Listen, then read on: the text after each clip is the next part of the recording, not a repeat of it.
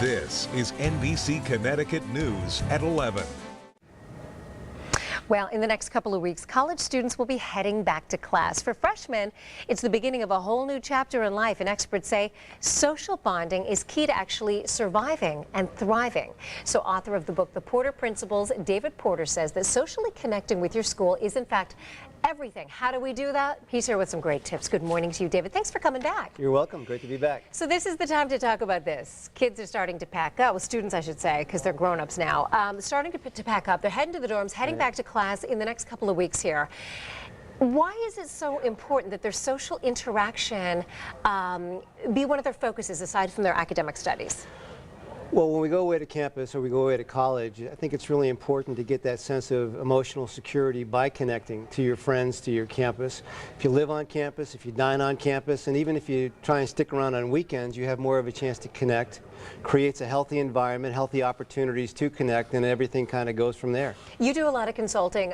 You've done it for UConn, for example. Yep. We want to show a picture of their kitchen because it's with good reason. Dining, you say, is one of the most important things when parents should be looking at schools for their students. Why does dining, what does that got to do with your GPA and your success at school? Well, with the new generation of dining halls we're developing, like the one here at the Towers at the University of Connecticut, it really is beautiful, but it creates a 24/7 opportunity in some of our schools for a healthy environment that promotes healthy dining, it promotes healthy social study habits, it gives students a place to go on campus, it's safe and a healthy option, and the opportunity to eat a number of meals a day. We have unlimited dining plans where students can come and go throughout the day, and more meals, smaller meals are better than a fewer big meals. And it just really creates this opportunity for students to come together, make friends, make connections that serve them well on campus as well as after they graduate. Well, I was just going to say, this isn't just something to have the perfect college experience. You say this does have effects. I mean, how would this then lead into their career? Well, I mean, networking is important, making friends, being face-to-face when you're in campus, when you're in the dining commons, or when you're in study groups on campus. Those skills are important personally, professionally. They last a lifetime.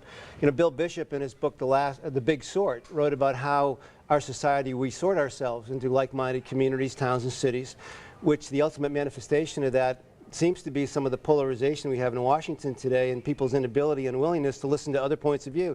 But when we're on campus, we really have an opportunity in a neutral environment to meet people that maybe we wouldn't meet in our normal lives and make friends and learn about other people and the way they live their lives and who they are.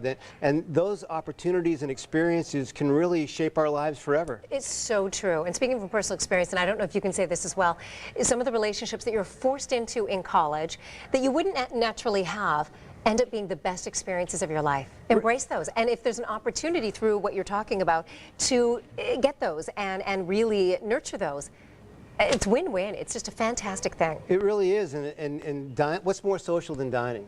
Nothing. We always want to talk about food, gather around. I mean, the parties in the kitchen, whether it's at home, whether it's at school, and school is a home away from home. Right, right, absolutely. All right, so a little bit of advice that you would give to students who have already picked their school. They're going to head there. Maybe they don't have the best dining facilities at their college because you haven't been everywhere yet. Not everywhere. That's true. I'm working on it. You're working on the list, including my school. You did mine, right? ASU? Yes, I did. Yeah. So it's schools you haven't gotten to. What about students that say, but hey, I don't have this fancy, amazing dining facility.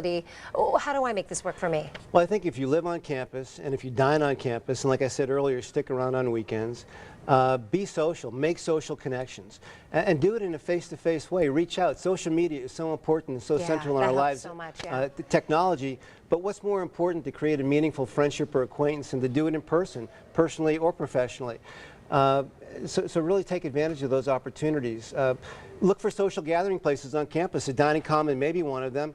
There are student unions, there are rec centers, there are libraries. You know, where can we come together and connect and make friends?